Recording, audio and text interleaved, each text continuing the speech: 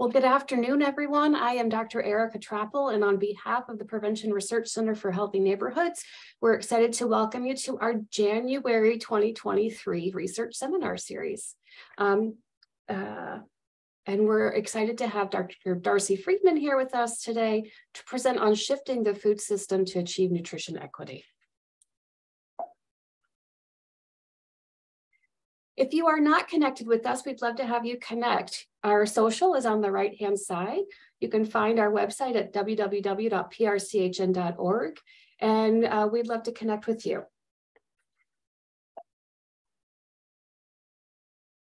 We always like to highlight our next month's seminar, so we're excited to have Dr. Elaine Borowski and Dr. Meredith Goodwin give an update on their very exciting project, Nourishing Beginnings. The registration is open. We will put that in the chat, and we hope that you will join us next month.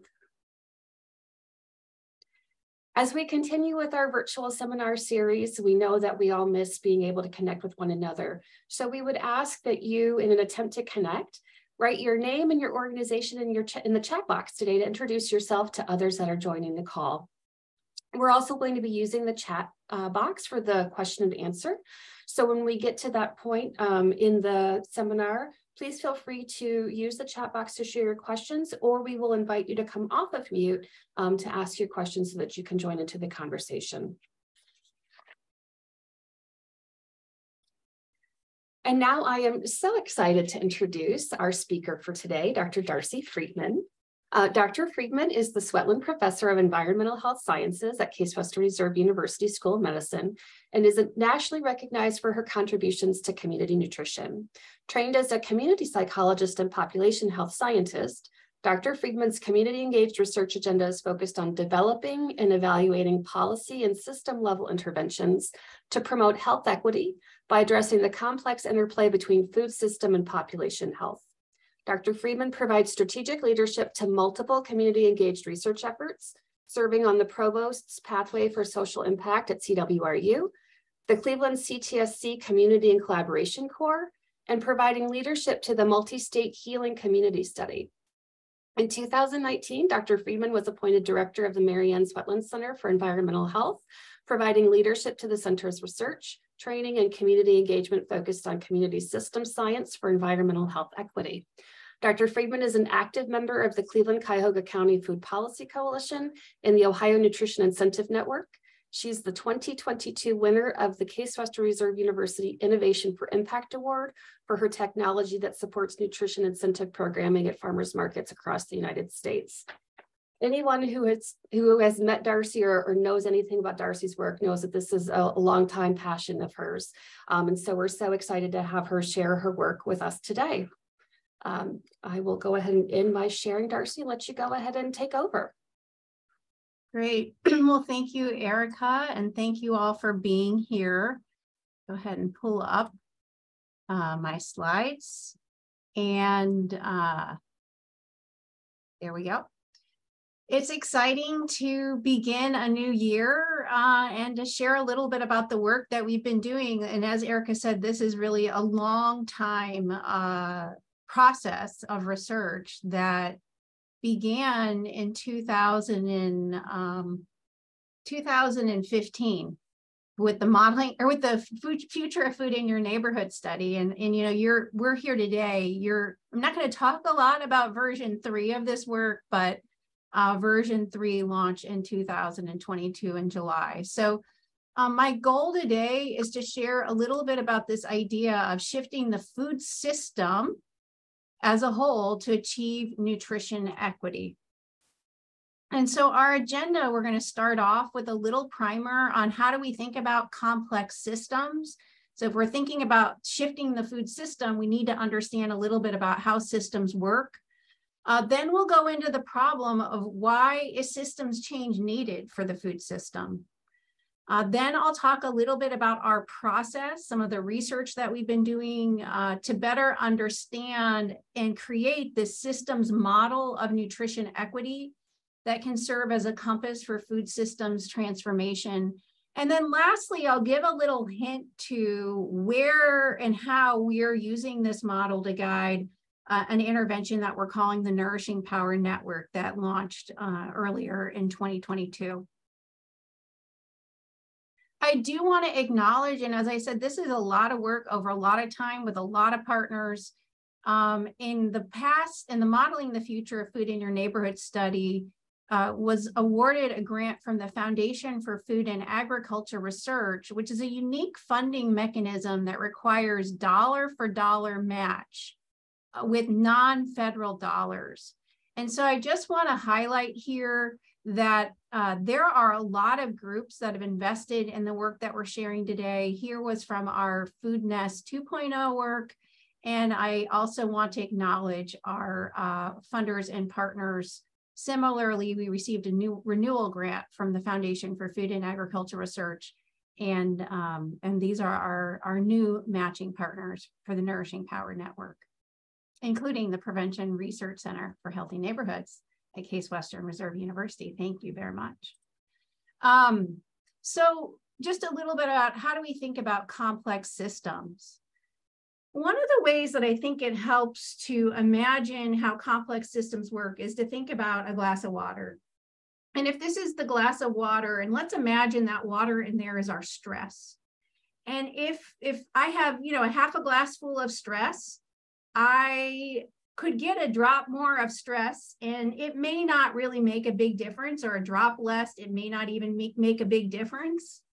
But if I was here with my level of stress, one more drop is going to suddenly push me over, explode.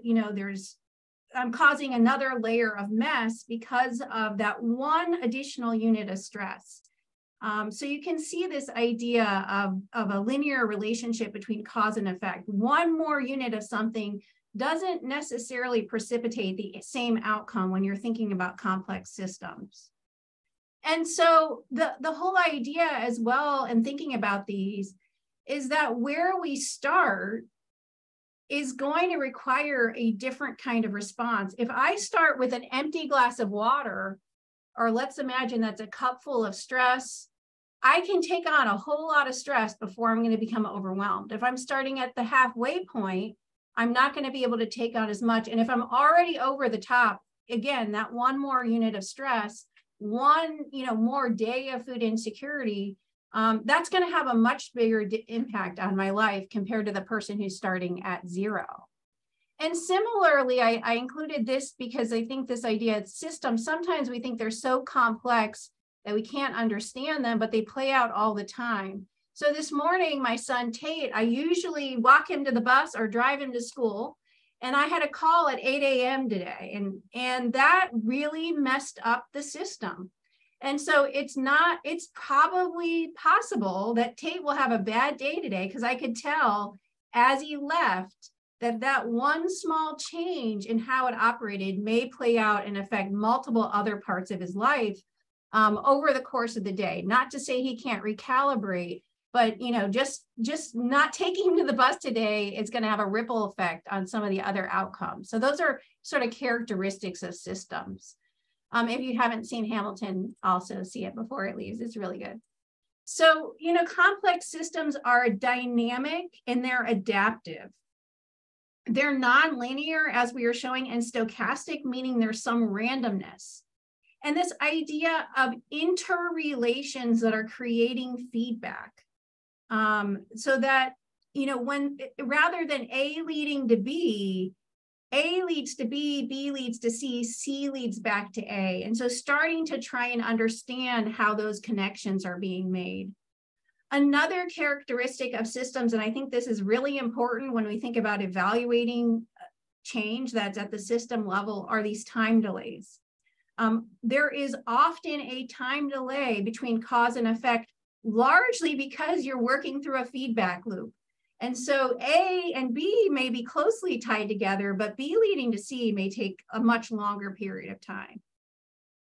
And then lastly, are these sort of organic properties of systems and this idea of emergence. So there are things that can precipitate from a system that are more than the sum of the parts. And there also are unintended consequences of systems. So, you know, we do something over here and we didn't realize that it would have an effect over there. And so, you know, anytime you're doing systems work, paying attention to these unintended consequences is really important because they absolutely will emerge. Again, when we think about systems, sometimes we are thinking that they're so big, so complex, there's no way we could ever understand them. And in reality, there are some common ways that systems behave. And we use language like system archetype to describe this commonality of systems. So I've included here 2 examples of system archetypes that have been particularly helpful for us in thinking about the food system. So one of them on the left is called fixes that fail. And on the right is one called success to the successful. And I'll walk through each of these in a minute, but I want to just highlight some nomenclature and symbolism here. You can see this example where the arrows are connecting and creating feedback. And feedback can be either balancing. Balancing means that basically it's moving around, hovering around homeostasis. So it could go up and down, but it's essentially staying in the same area. Versus a reinforcing feedback loop.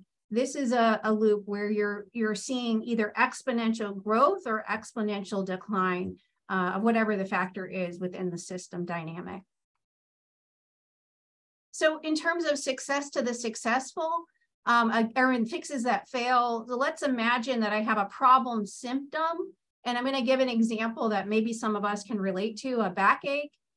If I have a backache, I may look to a fix and I'm going to say, oh, I'm going to get a standing desk. So the more I have a backache, it's moving in the same direction, the more I'm going to use my standing desk.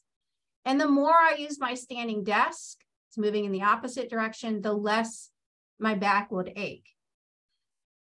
But the reality is that the more that I am working on my standing desk, I might actually work longer because my backache may have been taking me away from work to take a break. So now the more the more my back aches, the more I use my standing desk, the more I use my standing desk, the longer I work and the more my back aches. And so you can see now I'm creating a reinforcing loop or sort of an exponential growth of a backache. And the reason why is because I was fixing the wrong problem. My problem may not have been whether I was sitting or standing at my desk. My problem may have been that I was working too long. And I wasn't looking to solutions that would cause me to work less. And so here, my fix actually failed to solve the problem. As another example, the success to the successful, you can see this play out all the time. I'm going to give an example in the academic space where I'm looking at allocation of some resource to A instead of B. So let's imagine my resource is time for research. And if I'm going to give more time for research to A, the more funding A may get. And the more funding that they get, the more success that they might get in terms of publications. And the more publications they get, the more they come back to me at the annual review. I'm like, yeah, you've been doing great. I'm going to give you some more time for research. And you can see how this is reinforcing and exponentially growing opportunities for A. And B, I gave them less time to do research. Lo and behold, it resulted in less funding, and less funding resulted in less publications. And less publications, they come in and say, you know what, I don't really think we can give you any more time. You really haven't been productive with the time I've given you already. And so now you can see this exponential decline for person B because, again, they started off with less to begin with. So you could play these out with multiple scenarios, but the point being that these are common ways that systems operate and really give us some insights into inequities of systems.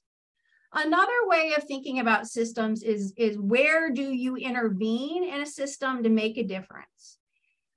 And this is a slide that Donella Meadows created, a real founding mother of the field of systems science. And in this figure, you can see the farther down here you go, increasing effectiveness to create system-wide change. Whereas the higher that you go, these are more shallow leverage points. And so in this example, these different levels to intervene in the system, again, bottom is the most powerful to change the system, top is the least. The bottom are these changing at the level of intent. So changing the goal of the system as a whole, changing the mindset or the paradigm out of which it operates or arises. Whereas at the bottom level, changing parameters. Changing parameters is almost exclusively what we do in a lot of our intervention research. It's not to say that these are not hard to do, but let's give an example of changing parameters where we gave out more money during COVID as a part of supplemental relief, right? That was a huge amount of money, but it all we did was change the amount of money that people had in the pocketbook. We didn't necessarily change any of the costs or any of the other factors that might influence somebody's ability to use money. Or another example in the food system space, we may change the parameter of the number, one more farmer's market in the neighborhood without changing any of the other dynamics that are shaping why there wasn't a farmer's market in that neighborhood to begin with. So as another example, kind of playing it out in an area that I think a lot of us know about around diversity, equity, and inclusion, many times we come in at a parameter level change and we say, you know what, everybody's going to take diversity 360.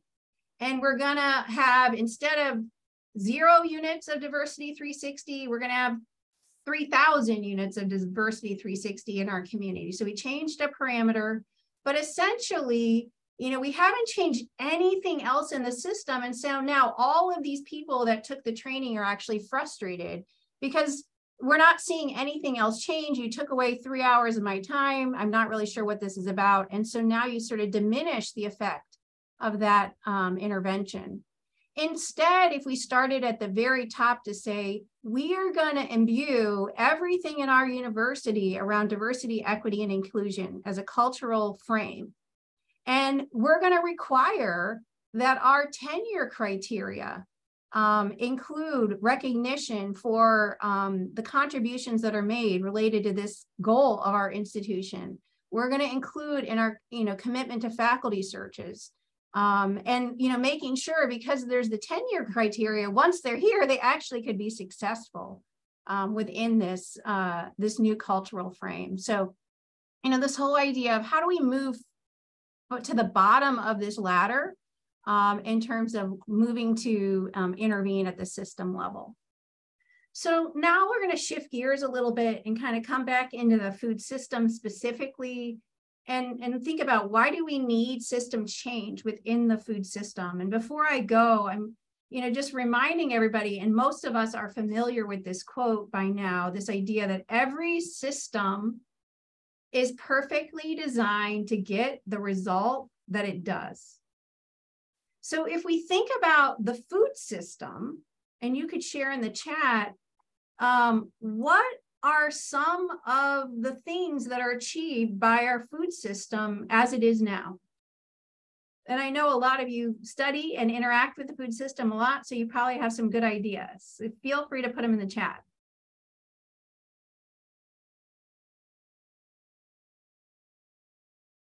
What does our food system achieve now?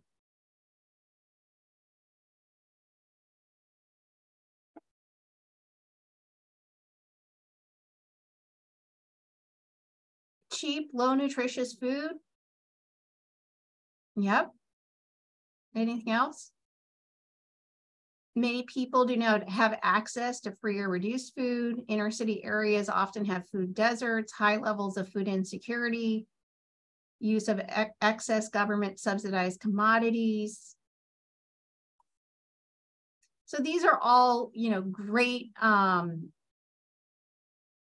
understandings of what our food system produces right now. And, in a nutshell, and I'm going to go over these in a bit more detail, but, it produces food insecurity, poor health outcomes, and food apartheid. So just to ground ourselves in terms of food insecurity, this is one definition. We could pull many, but here's from the USDA. It's the limited or uncertain availability of nutritionally adequate and safe foods, or limited or uncertain ability to acquire acceptable foods in socially acceptable ways. So here are data, 20 years data. I mean, system science loves data like this because we can really start to see these idea of a reinforcing loops, or where's homeostasis, where's this exponential growth or decline. But what we see here, this is USDA data, 2001 to 2021. And let's just look first of all at overall, which is gray, right? So for overall, we see that the level of, it's actually this gray dash line, the level of food insecurity is 10.7% in 2001 nationally in the United States. And it goes to, in 2021, 20 years later, to 10.2%. So essentially, you know, almost no change that's happened in food insecurity. And, you know, again, you could imagine all of the things. I mean, even just SNAP alone, the billions of dollars of food assistance, of food banking, of food security and nutrition programming, just a slew, WIC, that have been going on, school meal programs, and we've essentially made no dent. So that tells you a lot about what the system is designed to achieve. In the United States, our food system is designed to achieve about 1 in 10 people are food insecure. And if we, you know, sort of pull this back a little bit more, we can also see that our food system is designed to create very clear disparities in terms of who is able to meet their food needs regularly and who is not. So if we look at the trends here, the darker blue color is Black non-Hispanic. 2001, 21.3% were food insecure. And in 2021, 19.8% were food insecure. And if you look at Hispanic, you can see similar trends in terms, especially a much higher proportion compared to white population. So over 20 years, the food system produces about 2 to 3 times higher food insecurity for Black compared to white households. We also know that food insecurity is related to many health outcomes. And I'm just highlighting here, these are many of the outcomes that have consistently come up in terms of research related to children, adults, and seniors. But I'll just highlight the 3 that are found across the board. Food insecurity is related to low nutritional intake, to poor mental health, and to poor general health. We also can see as a whole that a high quality diet is associated with a substantial decreased risk for all-cause mortality, cardiovascular disease mortality, and cancer mortality. And these measures here are various ways of measuring diet. There's a lot of sort of, you know, questioning of what is the best way to measure what people eat. And these are just various ways. And essentially what you're seeing is across these study cohorts and across the different ways of measuring, you know, we're seeing this consistent reduction of risk if you are able to consume a high quality diet. And then that third point around food apartheid, food deserts, this idea that concentrated poverty and minority populations, this is a report done by the USDA in their initial analysis of food deserts, emerged from our study as the critical factors in determining low access to full service grocery stores. As impoverished and minority populations are already more likely to have poor access to healthcare and fitness facilities, limited access to healthy food may compound the effects of this deprivation. Again, think about those glasses. Where are communities starting? If you're starting without any water, medium, or you're already overflowing. So let's move a little bit more into our process. So how did we grapple with the idea that there is a system called the food system that's producing these really bad outcomes, particularly for racial and ethnic minorities? How do we start to unpack and think about leverage points to create change through this system? So a little bit of background, how did we get here? As I mentioned earlier, we did a study that was a evaluation of Hub 55. Some of you may be familiar with that project, or the Hub, that was established in the St. Clair Superior neighborhood in Cleveland. It was a quasi-experimental trial where we had Cleveland and Columbus as the comparison community. A lot of details I could go into that, and I think it's just summarized here in the title of our paper. Small improvements in an urban food environment resulted in no changes in diet among residents. There were a lot of problems related to implementing this food hub, and that contributed in part to the effects. But a big lesson for us in doing this evaluation was that we're not looking at this in the right way. We're not really thinking about this as a system level change. We're really thinking of it as a parameter level change, that, you know, a food hub comes in and it's suddenly going to make a difference without taking into account all the ways, like this morning with my child, one thing caused a ripple effect in other areas. So, you know, as a team, we said, you know, we need another way of thinking about this complexity. And that led to the development of our Modeling the Future of Food in Your Neighborhood study that we called Food Nest 2.0. And in Food Nest 2.0, I often call it a thinking study, where we were trying to understand how do we understand this thing called the food system? So using a systems lens and an equity framework, so we can eventually create tools that could guide decisions within the food system. We used a methodology called participatory system dynamic modeling. Peter Hoffman, who's a faculty member here at Case Western, is an expert in this methodology. But essentially what this is an approach to understanding systems that says, you know, we all are going to be interfacing with the system in different ways. And just like this example of the elephant, I might be touching the toe and you're touching the tusk and you're touching the tail. And we might think we're touching different things, but if there's a way for us to start to come together and realize, oh, wow, actually, this is all connected.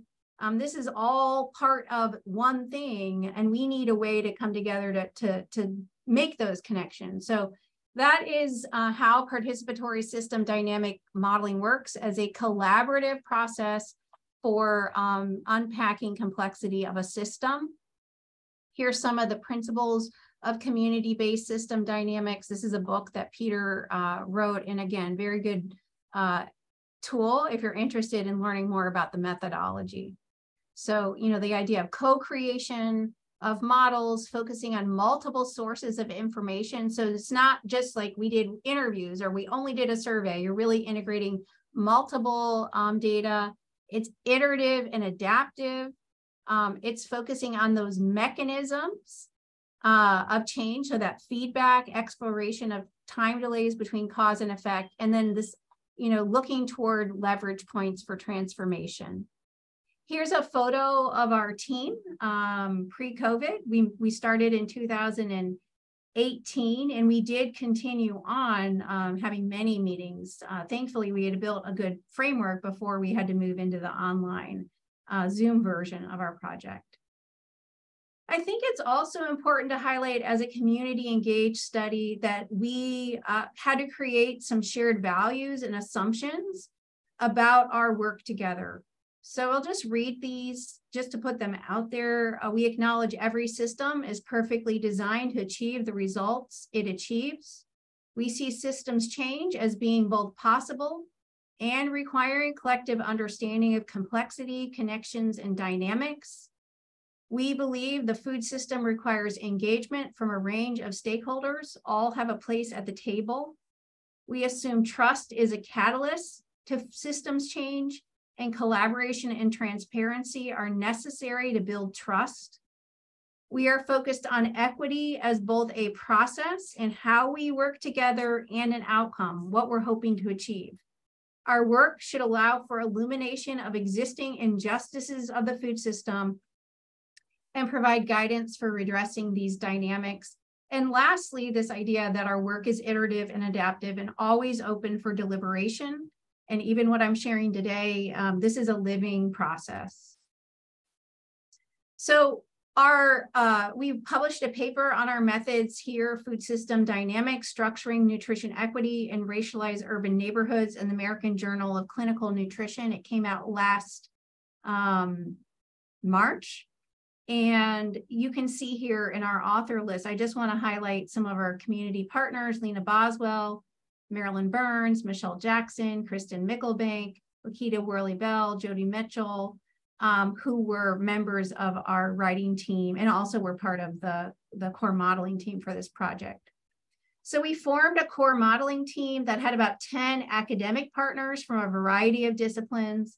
And we also had about 20 community collaborators, again, representing different areas of the food system. And that group participated in about 20 interactive workshops that happened over about 2 years, from 2018 to 2021. We used a process of scripts that are commonly used in participatory system dynamic modeling. If you go to our paper, you can actually see all the different scripts that we use and the different activities that we use to build out our models. In addition to that, we conducted key informant interviews with 22 people, including residents of historically redlined neighborhoods in Cleveland, food retailers, and then what we called regulators of the system, people like government officials or funders. And then lastly, we did public workshops, 6 public workshops, where we were sharing feedback about the modeling that we were doing along the way and integrating that feedback into, future versions of the modeling work. So the whole idea of, we're all kind of looking under the hood and making sure other people look under the hood and say like, oh, I get it. I may not know where all the parts are, but I realize this is an engine and I see what you were, how you got here. So that was sort of the purpose of those public workshops. As an iterative and deliberative analysis process, we use qualitative coding using inductive and deductive analysis based on our emergent causal loop diagram. And our main analytic approach were these causal loop diagrams like you saw in the beginning with fixes that fail, where we were really looking for these reinforcing loops, areas of acceleration or growth or decline, and the balancing loops within the local food system dynamics. So moving into some of our findings, one of the findings that came out is this idea, we talked about emergence, and what are the indicators that we should be looking at to monitor the level at which a neighborhood is, our neighborhood food systems are equitable.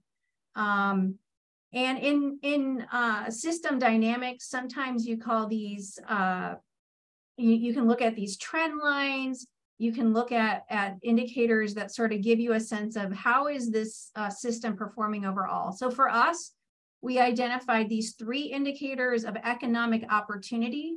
So do residents have sufficient financial resources to freely meet basic needs? Food security, can residents consistently meet household food needs with dignity? And fair access to fresh and healthy food, is quality and affordable food supply aligned with consumer demand so people can get the foods that they want?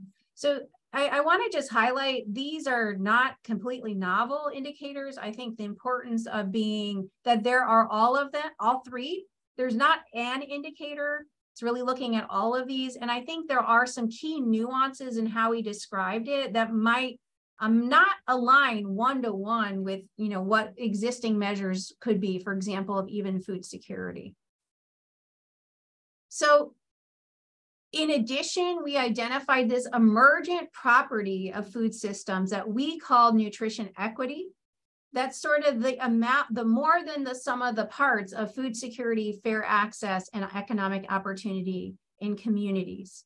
A lot of the time when we were doing the modeling work, we'd say like, there's something up here. There's like a 3rd dimension of this model. And eventually we called it a nutrition equity. And we defined this again through a very deliberative process where every single word in here is important and meaningful around being freedom, agency, and dignity in food traditions, resulting in people and communities healthy in body, mind, and spirit. And just highlighting in this bottom part of it, when we did our modeling work in the beginning, we had chronic disease as one of the indicators in the model around health. And our partners really pushed to say that is not all that matters in terms of health when we think about the food system. I might not have chronic disease, but if my mind is not healthy or my spirit is not healthy, it doesn't even matter that I don't have chronic disease. So this is a aspirational definition. We are now in our current study thinking more about what does it mean to operationalize this definition of nutrition equity.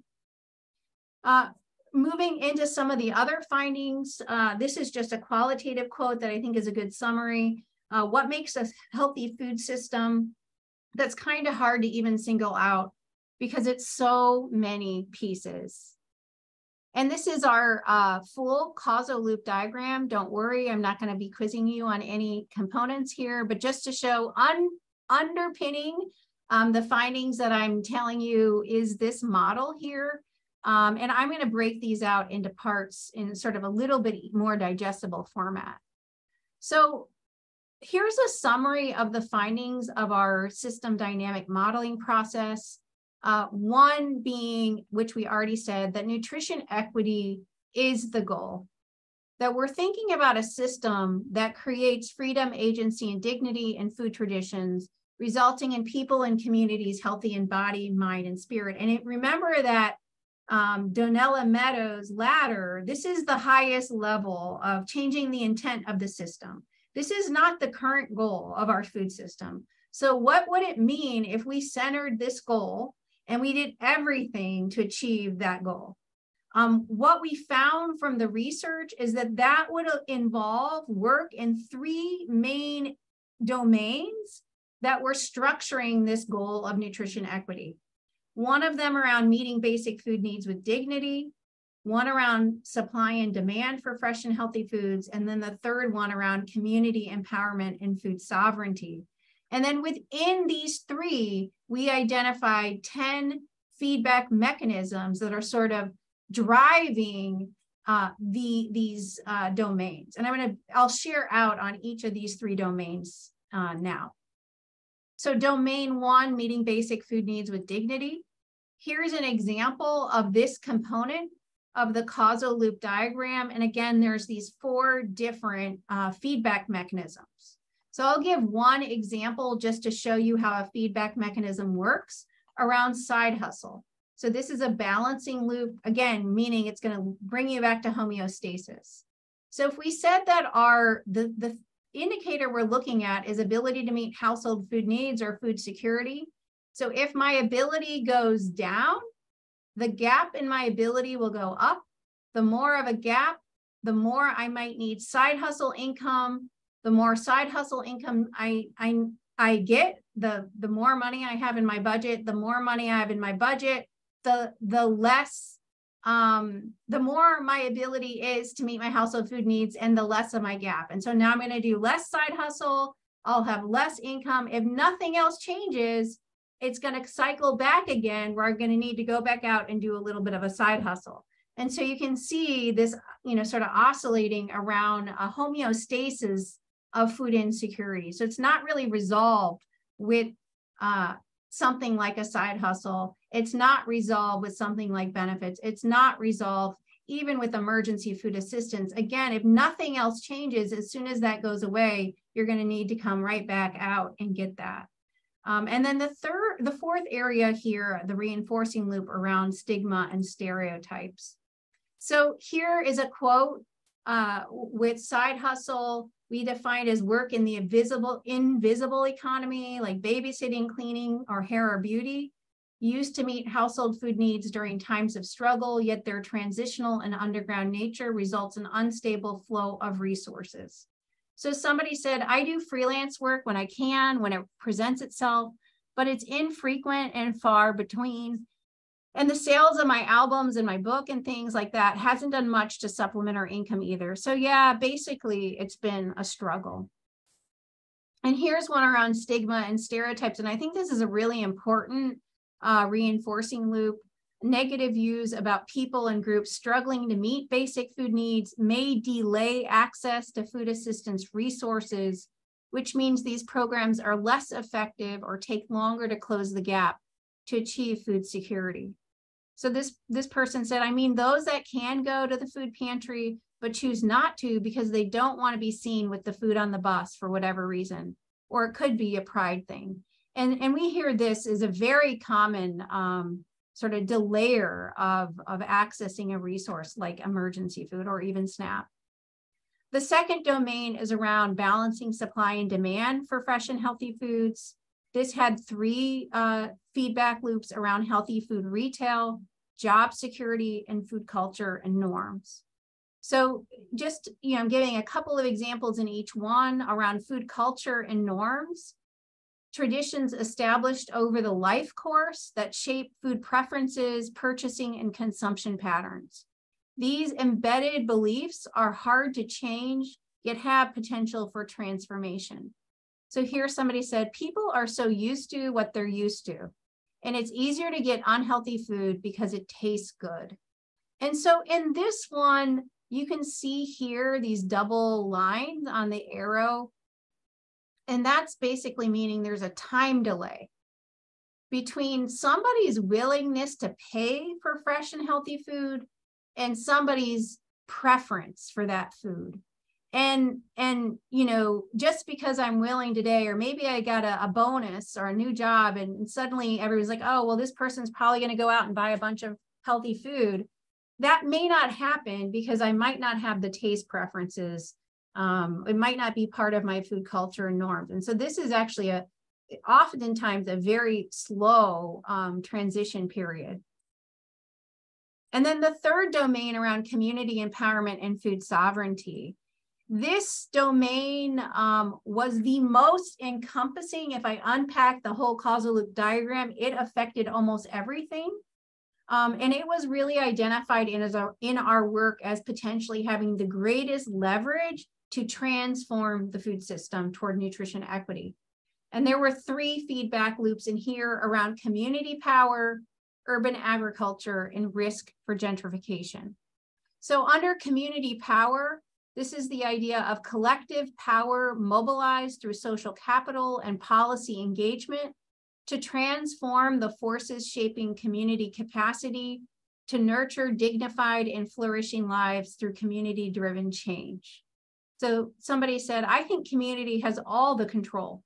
I don't know if we utilize it to the best of our ability, but I think the community has all the control. If there's a food system of any sort that is in the community that doesn't work, I've seen communities stand up and say, we do not want this here like this. We don't like this. This doesn't work for us. This is not what we want. Anytime a community comes together and says that, whatever it is has to go. And then in terms of risk for gentrification, a lot of us are familiar with this idea of green gentrification, what can happen when, sort of healthy, alternative, sustainable things come in. It's an unintended consequence of food retail development in neighborhoods with a history of disinvestment. This fear may counter efforts at growing new food retail options in racialized neighborhoods and reinforces the importance of having community ownership of local food systems change. So here somebody says, I saw all these other restaurants and healthy stuff that's coming to the neighborhood, and we pay attention to what's coming. So a lot of us that's awake, we pay attention. The bike lanes, we don't ride no bikes. Who is these for? Okay. So for us, just kind of transitioning out a little bit into what did we do with all of this modeling? I could go on, but I'm not going to today. And I'm going to highlight some of the ways that we translated the work. The first thing that we did was create this menu of actions for community-driven food systems change. And it's available on our website. I can send it afterward if somebody would like to look at this.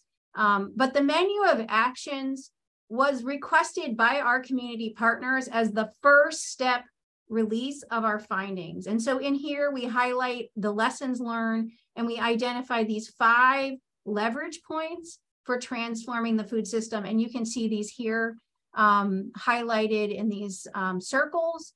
And they include about 40 examples of actions that could be taken. We originally called this menu of solutions, and our partner said, who are we to say these are actually solutions?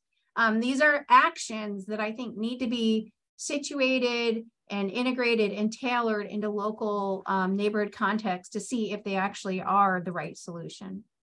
The second thing that we did is we translated these ideas into a fellowship program that we called the Food Systems Change Fellowship.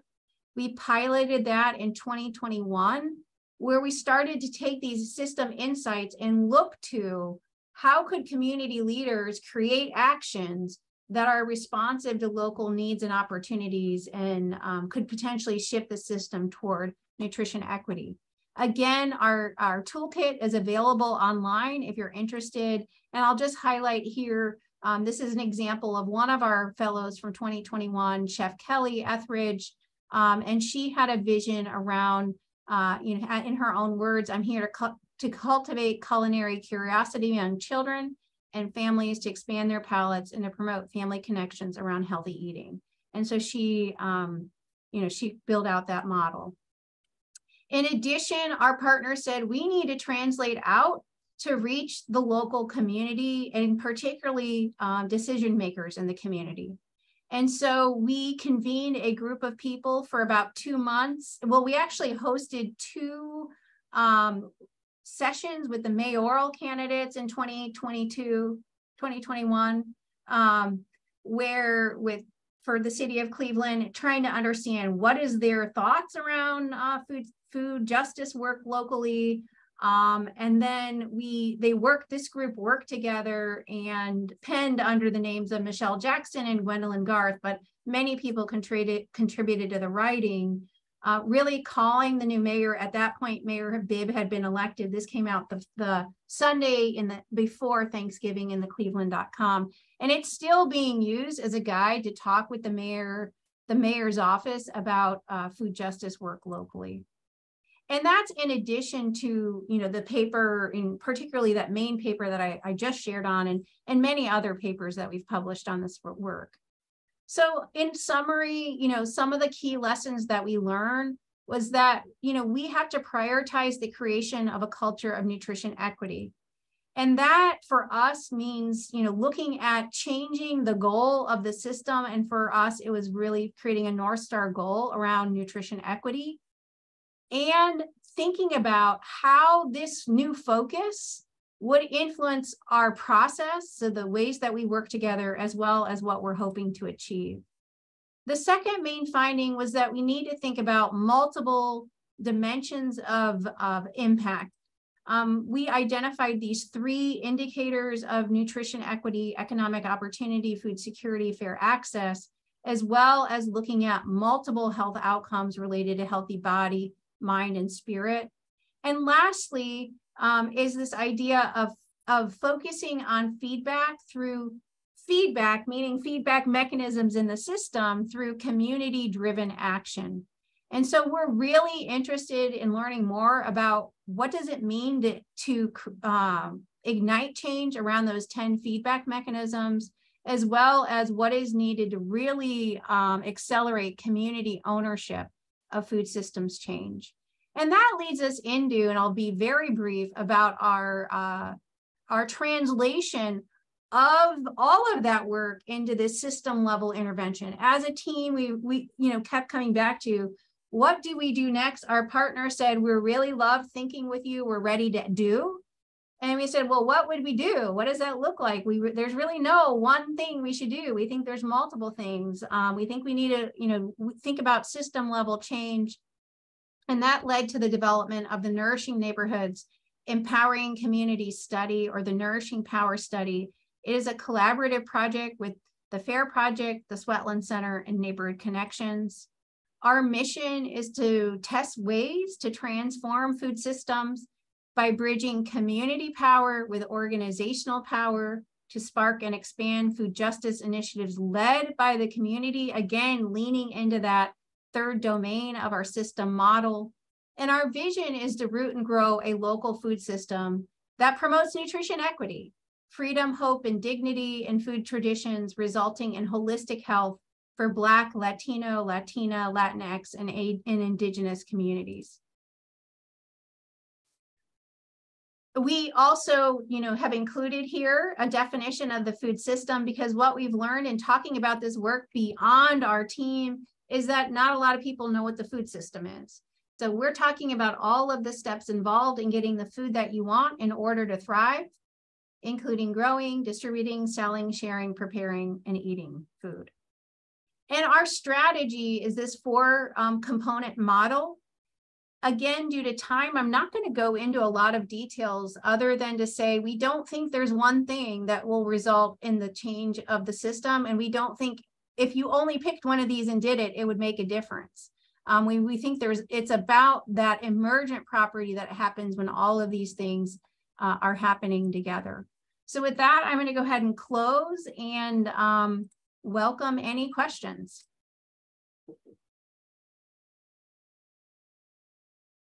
Thanks so much, Darcy. I would encourage folks to please come off of mute and ask questions, raise your hand, or type questions into the chat box so that we can take advantage of this time that we have with Dr. Freedman.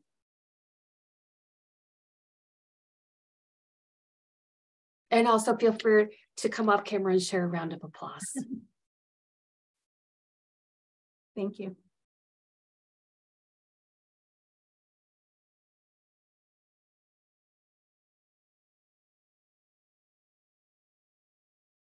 Just check. I know while we wait for questions to come in, it's just been it was so nice to just see this span of work summarized so beautifully today, and what started, as you said, 8 years ago with 1.0 and where we are today. It's amazing culmination.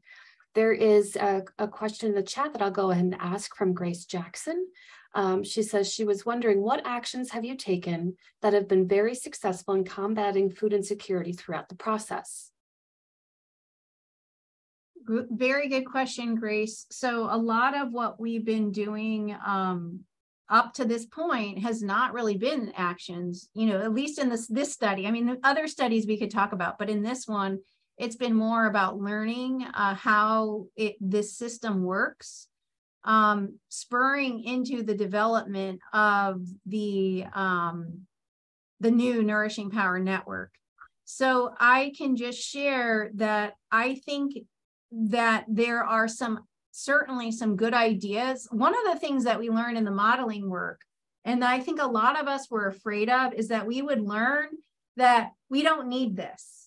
We don't, there's one thing that we do that we don't need. And in reality, what we learned is that all of the things are needed. It's just that sometimes we over-rely or overemphasize one of the things. So in the food world, for example, like emergency food, that tends to be a dominant way of thinking about solving a problem of food insecurity, or even SNAP.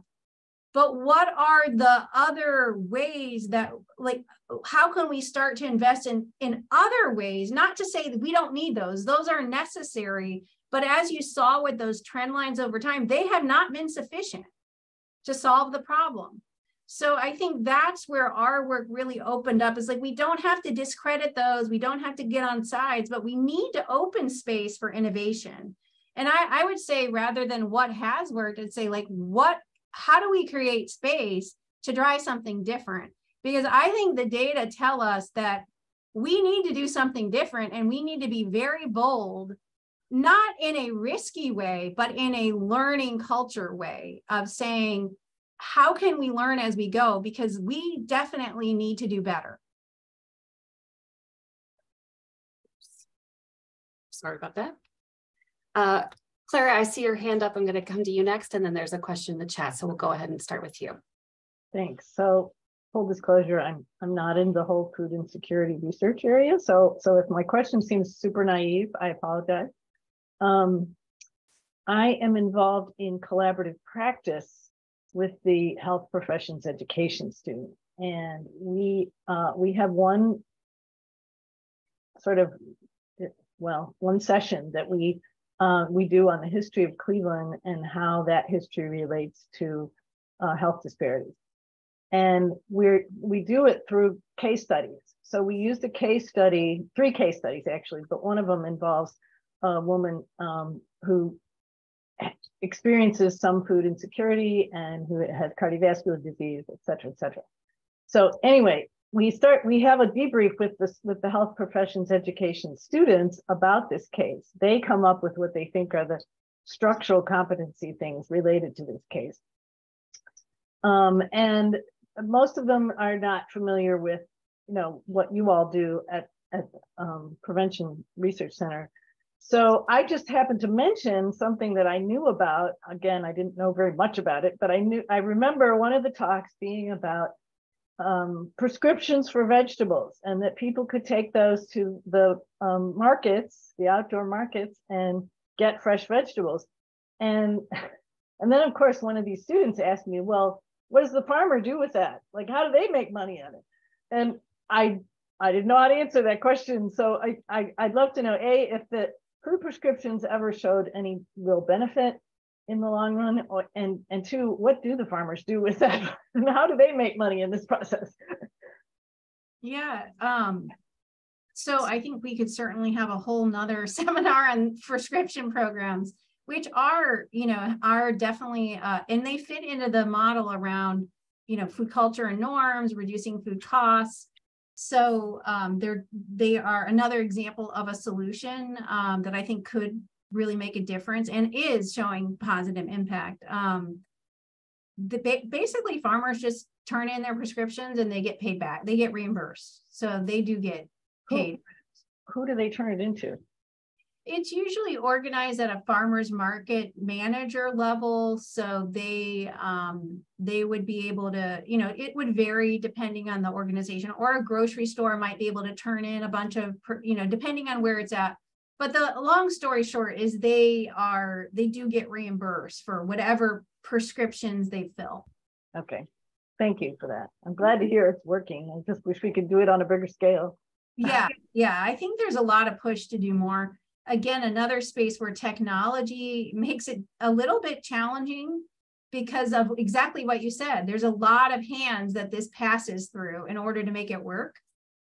So there is another, thank you for that question, Clara. I'm also going to send you a separate email with some more information. There's another question. This one comes from Stephanie Pike Moore. Great presentation, and it's great to see how Food Nest has evolved in 8 years. Wow, I think we're all kind of struck by that, but excited. She wanted to ask about food systems and how they're intended to be conceptualized as distinct standalone, or part of broader systems such as capitalism. If part of broader systems, how do you keep the models or work manageable while still accounting for external or unnamed factors? Yeah, that's a great question. And one of the things I realize now, because the Zoom bar was covering this on my slide, I didn't highlight that, these exogenous factors that we identified. So when you're doing modeling work, of course, in systems, like literally everything could be connected. And so at some point, you're going to put some guardrails on your system. What are you saying is inside and outside? And some of that is going to be based on who you have in the room. So like, do you have experts in capitalism, for example, in economic theory or whatever? And so in our project, in this modeling work, we recognize that there were exogenous factors that influenced the food system, neighborhood-based food systems, but we did not have the capacity to model the full dynamics of those factors. So for example, one of our exogenous factors is voter participation. So we think our whole model will change if voter participation changes, but we did not map out all of the dynamics that influence voter participation. So that would be an example where it's an important exogenous factor that we could sort of tick up or tick down, and it would change how the model works, but we can't tell you what would make it tick up or tick down in our model. So I don't know if that helps you. I think it's not easy to know at the get-go where your boundaries are. but you're going to clearly find places where you just, for us, it was clear we did not have the skills to map the complexity of those things. But certainly capitalism is going to influence this system. And it plays out, like we have exogenous factors like other household costs, funding for government benefits, stuff like that, you know, again, influenced by a capitalist society, economic system. She says that's a great answer, and thank you. I don't know if you could see that. Yeah, and it's fun to see many food nesters on here, including Stephanie and Wanda and Erica and Elaine, and I don't know if I've seen anybody else. So it's, you know, that's the thing you learn in this, and I think it's fun to see these studies linked together. And again, that time delay between cause and an effect. And I mean, even like something like FreshLink, which some of you know about and some of you don't. We just got an email yesterday from Akron, somebody interested in FreshLink. And you're like, gosh, like, you know, a lot of what we do is we're expected to have it go from A to B and like within 3 months or 1 year or 12, and it just doesn't happen. And I think, how do we, you know, measure CTSA, how do we measure these longer term impacts? Because the bigger impacts take a lot more time. Absolutely. Absolutely. I want to give, I know we're just a little bit past 1, but if there's anyone with a burning question, I don't want to miss the opportunity to let you ask it now. I would just add one brief thing, how do we measure these things? I just presented this in a talk yesterday, which I can send you the recording of, but it's a brand new tool produced by the people at WashU who do the translational science benefits model. And it talks all about teaching investigators to plan for their impact and taking them through a whole series of steps to do that, so that they're more likely to get to the impact if they've planned for it. So just saying that. Great. And I want to acknowledge Jackie as well. Jackie and Wanda both here. I mean, you guys are the rock stars of all this, that if you don't know about the community nutrition data collectors, Jackie and Wanda duo of the NDSR, I mean, we're so lucky to have you. So thanks for being here. Yeah. Well, again, I want to encourage everyone to come off camera and just thank Dr. Freedman for her presentation today. Just really important work and a great presentation, an easy to understand presentation of some really complex materials. So thank you.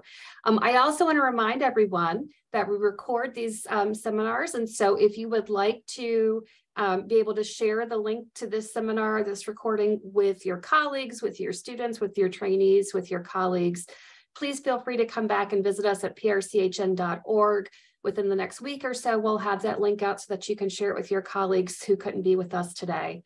We hope that we will see you all again next month for Dr. Borowski's presentation on Nourishing Beginnings. We're continuing the food theme early in the year this year. And again, thank you all for joining us. And thank you so much, Darcy, for being here. Have a great day, everyone. Bye. Take care.